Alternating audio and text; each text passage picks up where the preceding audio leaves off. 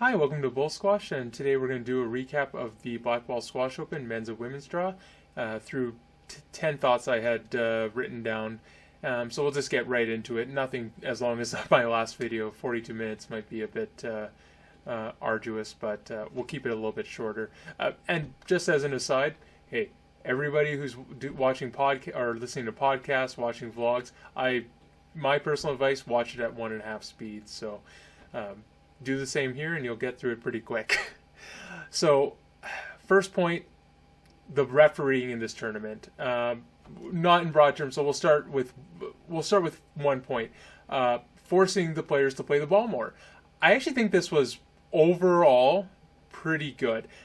I like the idea of getting decisions away from referees. I like the players playing more so that we don't get into situations where we have to ask the referee to make calls all the time. So for me, this was, I think, an important change. So specifically on any link drive, they found, I think players were finding that referees were very hesitant about giving lets unless you made some sort of effort to actually get around your opponent, unless it was very obvious that the direct line was through the player. And I mean really obvious, like to the point it had to be a stroke.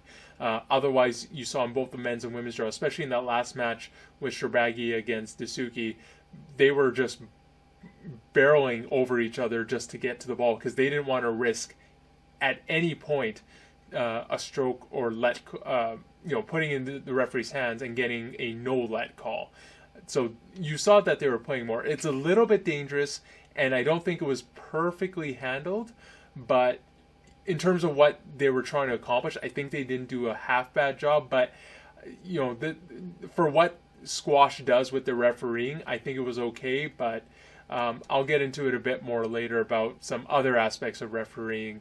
But my second point, getting into the women's draw, Hanya Hamami's performance.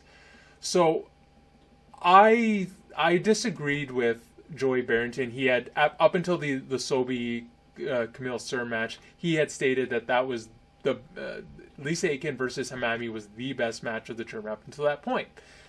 I looked at it. It was a 5-gamer. It was long, but the reality of it was it actually was a bit of a frustrating match to watch because Hanya just wasn't attacking. She wasn't doing softball shots like she normally does. She was just going very aggressive, but without any finesse, without any changes of pace, which she's capable of. And in both that round and her round against Joel King, I just found her to be panicking. Against Joel King, I think she totally botched that match. Just looked like she was completely out to sea. And I like I said, I think it was panic. And I don't know necessarily why. She's never done that before in my mind. There could be a couple reasons. When I first thought of it, I was thinking, well, young player, maybe hitting a plateau, putting a lot of pressure on herself, saying, hey, I got to start winning I got to win a tournament. Like I'm expected to win. And maybe that pressure was on her mind. And that's what I initially thought. And a lot of young players go through that. Everybody hits a bit of a plateau and then, takes time to review what happened and then moves on and kind of hits a new peak. So that could be one thing. The other aspect, and this was coming from my coach when I went to our gym the other day and and just ran into him, he thought maybe it was something personal. You never know. We remember from the Windy City Open in 2020, Sherbagi lost to Cole, and yes, that was a great performance by Cole, but what I hadn't known at that time was that was the same day Sherbagi was told by PSA that he would be getting a suspension, or it was a suspension or a disciplinary 0, I believe, for not attending the Alguna or not wanting to attend an Egyptian tournament because at that time he was still having the legal troubles. So I don't recall what exactly that penalty was. So I apologize. I know that he was just given pretty bad news from PSA on the same day he played Cole, and that day he had a very bad performance. So I know these things, they shouldn't affect players. We all say, hey, bad, SHIT happens, get over it, or you have to be able to fight through it, which makes some sense, but unfortunately we're all human. That happens. So I don't necessarily know what happened with Hamami. I do think she'll bounce back from tournaments, because that is not her normal. She's not a head case like Moment, or sorry, not Moment, but Moment used to be, or Dasuki is now, or up until the last couple tournaments, I guess. She isn't that kind of person. I think she will come back. So I'm almost thinking it is maybe more of the personal side of things, but we can't say for now. But anyway, I don't think she played well at all this tournament. It was her worst performance I've seen in the last 2 years. Third point, I don't want to sound mean, but I was actually pretty unimpressed overall with the women's tournament. Obviously, Gohar going out early due to the COVID violation was hurt that side of the draw, because obviously she then allowed Olivia Klein to advance to the quarters, and Olivia Klein was just slaughtered by Salma Hani. I kind of remember PSA saying, well, there's no pressure on her to win because she's made the quarter, so therefore it's all on Hani. But that was not true. If I'm Olivia Klein going into a match against Hani, I gotta be thinking to myself, I can win this. I can get to a semi. Pretty, not easily, but this is probably the best opportunity I'm gonna get, maybe ever, to make it into a platinum semi. So I think she had put a lot of pressure on herself. But anyway, just going into the matches, I do believe that Camille Serm Amanda Sobi was the best match of the tournament. But otherwise, there weren't really any other I shouldn't say competitive matches, but exciting, really pushing the edges, where each player is just pushing each other physically to the very limits. That was the only match I saw that really did that. Otherwise, obviously, Hamami's matches were, like I said, very panicky. Sherbini cut through the competition very nicely. She beat Joelle King fairly thoroughly, beat Sarah Jane Perry in the same way, and then Sobi just didn't really have gas to finish the last. She played well, but I don't think she played at her best. But one thing I will give credit to is Amanda Sobi's looking very good. I think a lot of what happened in this event was the result of the power gap that was created, or power vacuum that was created when Walili and Taya both, well, I say retired, obviously Taya will come back, but basically both of them are not in the game, and go hard going out of the tournament. Basically you have 3 of the top 5 players in the world, arguably, out of the game right away. And what do, right? Players, especially in a COVID situation where you can't train, or at least to the same extent that you used to, that power gap isn't being filled very quickly. Now, not to say they are. Like I said, Sobi's getting in much better physical condition. I was really impressed by her overall performance.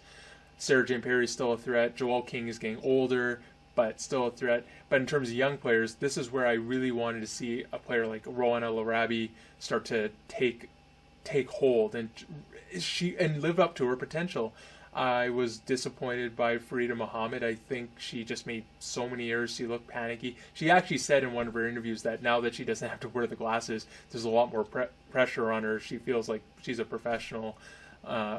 Things got real for her. So again, overall, I was just a little underwhelmed by the women's event. But I think that players now have identified that there's an opportunity to push up the rankings. Hani did it. Sobi did it. I think both those players stepped up a bit. But certainly everyone needs to identify. They need to train. They need to get better, because there is gaps out there that they can fill in the top 15.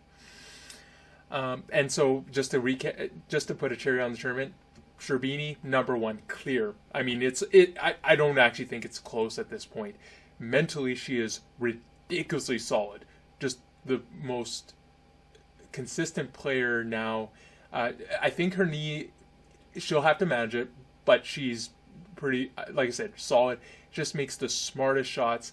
And now that Walili's gone, and to a lesser extent Taya, but still significant, she's at the top of the hill.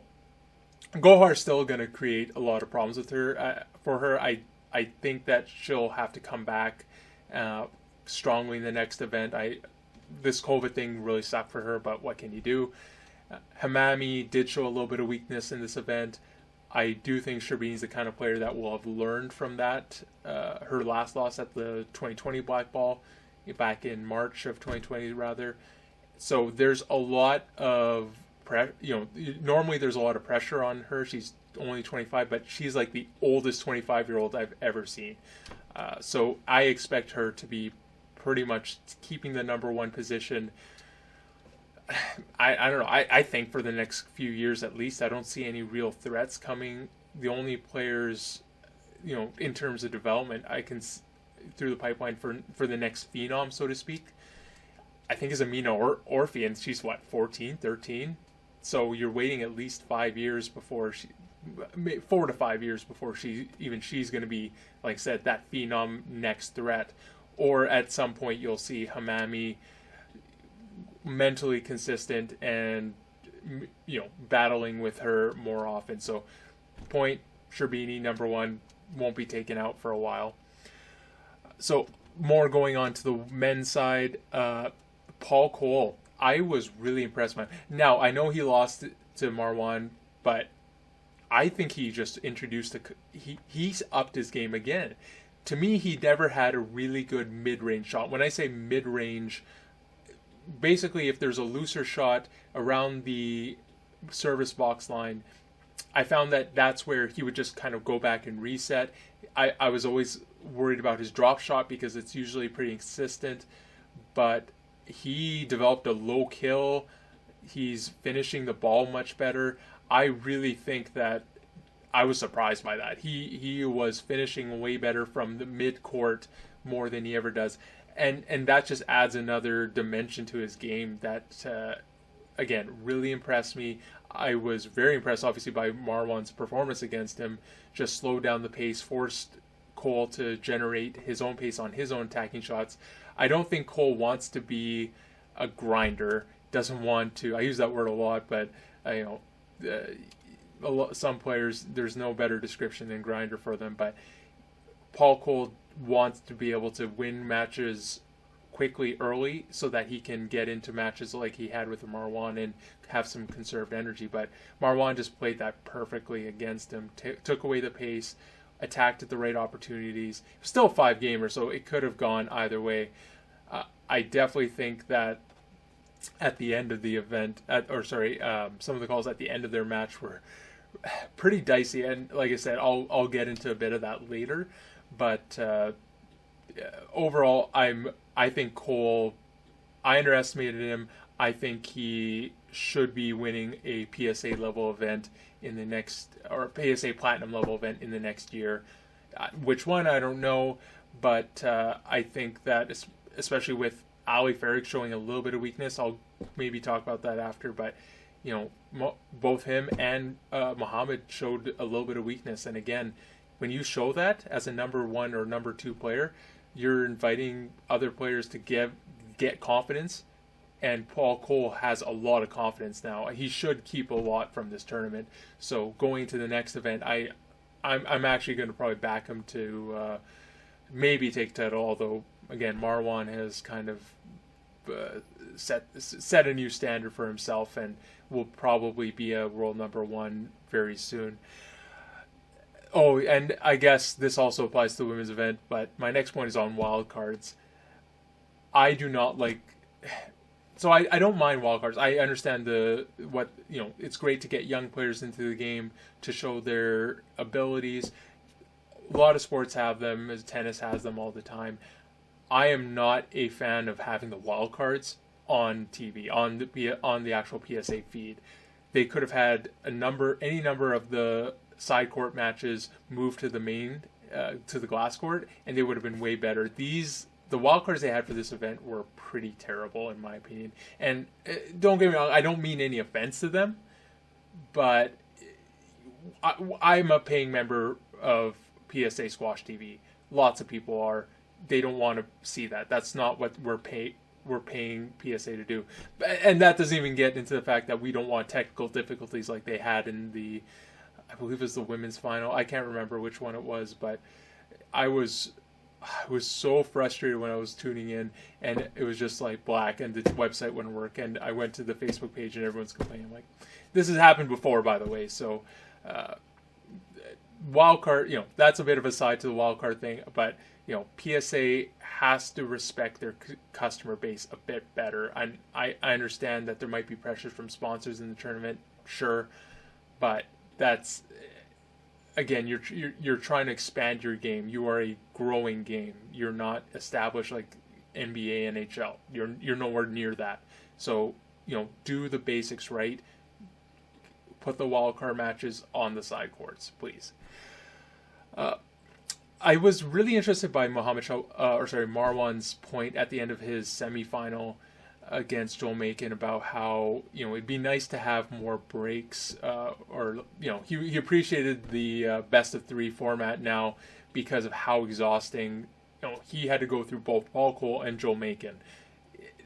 You don't get out of those matches quick. I mean, the fact that he got out of, I think it was 70 minutes or 67 to 70 minutes for Joel Macon's match for a 3-love. That's pretty impressive. If he had gone to 5, that would have been a 100-minute match. I appreciate that. I've actually said this before, that it really does influence tournaments what side of the draw you're on. Now, the fact that he was on the draw that didn't have any breaks, was just another thing that impressed me about what Marwan did in this tournament. But it definitely isn't fair, and I think that having the off day at the beginning of the event doesn't actually make a lot of sense, because no one's tired at that point. Or, to win this tournament, you have to play 5 matches in 6 days, assuming you're, starting off in the second round. I'm sorry, but I don't think people playing the first round normally expect themselves to win an event. But hey, so for them, they'd have to win six matches in 7 days, which is ridiculously physical. So I appreciate that point. Even if you but the problem is, if you just did 3 best of 3s in the first few rounds, I still think that's actually not going to solve the problem, because the physicality in the in the quarterfinals and the semis is just enough to knock out. If you started at the quarters and that's it, those 2 matches for Marwan are just going to knock some people out, and could have made for a bad final. Luckily, it was a pretty good final, actually. But I do appreciate his point. I do think that maybe they should consider adding a rest day like they do for the Tournament of Champions. I think they do a slightly better job, but even there they do it too early. I think they should add a rest day after the quarters. Might not be feasible. I know that the money's not there to put these players back into hotels for another night, but I think it will improve the quality of the Encore product. So it's something worth discussing, and I haven't heard too many, it hasn't been brought up too much within PSA, but again, that might just be because it's a cost issue. So anyway, something to think about. So on the men's side, I was looking actually at the statistics and just kind of seeing what, from the round 1 to round 3, the average time, and the quarterfinals to the first round, to the finals, what the kind of average match time, how many rounds they were, and basically what I was trying to see is there still a major gap between, say, the top 10, top 15 players and the rest of the field. Basically, those players whose income is probably enough, and income isn't everything, but basically those guys who are able to train through the pandemic, maybe have better access to gyms, versus those guys who, again, may not be able to make all their income through squash, have a harder time getting that access or getting access to their coaches. So I had taken a brief look. So if you actually look at the final, the round 1 to round 3, the average time of those matches was 49 minutes. If you look at the quarterfinal average time, it was 73 minutes. Now, we had, obviously, Cole or Sherbagi had some of the humdingers, so that probably skews the statistics. But I think it does show you that the earlier rounds are a lot easier. This kind of feeds into my last point about the physicality and getting more rest days. But those first 3 rounds are relatively easy. But the last 3, to win the event, you're going through hell. And if you look at the average rounds, they're 4.1 rounds on average for finals to quarterfinals, and they're just 3.5 from round 1 to round 3. So in order to win a tournament, like I said, you're trying to win those early rounds pretty easy just to conserve energy for the last three, because if you don't win those first few rounds quick, and even if you just look at the round 2 to round 3 average, that's 50 minutes. It's not really any difference. It's also 3.5 rounds on average. If you're not getting through those first couple of rounds quick, you are putting yourself in a horrible position once you get to the quarters and semis. And to some extent, that might have been what happened, say, to Joel Macon. I think Joel Macon was overall physically fine, but he did have that long. I think it was. I can't remember exactly how long, but it was a 5-game match against Rooney, and that could have easily had an influence on how he was able to perform against Shabagi. Yes, it was a 3-love, but each of those games was tight. The first one especially. So you definitely can think in terms of, if I had won that in 3 or 4, maybe I would have had that little extra push. Macon might have been able to read some more cross courts, for example, but hard to say. But I definitely see that the top 8 playing each other is a far more difficult matchup than playing top 8 playing outside of, say, 15 plus. So on the men's final, Dasuki going into this match, his mental game was pretty on point for him. He definitely showed that at the last Black Ball Open in December, but he really stepped it up in this event. The only problem was Marwan's mental game was just some of the best I've ever seen. And he just outpaced Dasuki. And when I say outpaced, I don't mean he outhit him. What I meant was he was controlling the pace. It wasn't Dasuki controlling the pace. You saw, Dasuki was going for more. He was hitting tin, and yes, he was nervous. He was clearly nervous, a little panicky in that tournament, in that final rather. But I really felt that he didn't have much choice. He actually had very little opportunity to attack because Marwan made it very difficult to read exactly at what point should Dasuki attack. When you're slowing down the pace constantly, it's really and this is what Paul Cole did to Dasuki, I felt, at the Qatar Classic, that made him just capitulate in absolute terms. Every time that Dasuki put in an attacking shot or tried to speed up the pace, Marwan was just beautifully just putting it back, doing cross and mixing it up, still doing the odd cross court, sometimes hitting it hard, but oftentimes hitting it softer and a little bit higher. And because of that, it really threw off Dasuki's timing, couldn't really push up. I did feel that Dasuki's attacking game was definitely off. Even when he was going to the front, he was boasting a lot. His drop shot was, a foot high. Both players weren't playing perfectly, and you could tell that Marwan was physically feeling it. But I don't think Dasuki did his typical short game that would have put more pressure on Marwan's strapped leg. So a lot of that was Dasuki, but I think the majority of it was Marwan. He definitely controlled the pace of that match. So, and obviously at the end of that match, what we did see was a really tough situation for him. Now, the double bounce ball at, I believe it was 12-all, that did give, or I think it was actually 11-all, that gave, so it gave Marwan a match ball. There was a no let after that, so we went back to 12-all, but then subsequently, obviously Marwan won it at 14-12. So this is a tough situation for the ref. I don't actually know what their physical, like when they're in that booth or whatever, as the video referee, are they looking at like a smartphone? Are they looking at, a 12-inch screen, 17-inch screen, big monitor? Maybe, hey, it would be great if they had a 70-inch ultra, 4K TV. I don't think they have that. I don't know what their situation was, but when I saw that, was it 100% clear? If you look at it a few times, you took your time with it, yes, it is clear. Again, it's a tough situation being a ref. You feel in your head, you have to be absolutely sure. But I I'm trying to give the referee some benefit of the doubt, but the problem was, there's the option to be inconclusive, which he didn't take. I'm assuming it was he. I don't actually remember who the video referee was, but they could have taken that option. But when they say good, they mean that they were absolutely sure that ball didn't bounce twice, which obviously it didn't. But anyway, so that was my recap.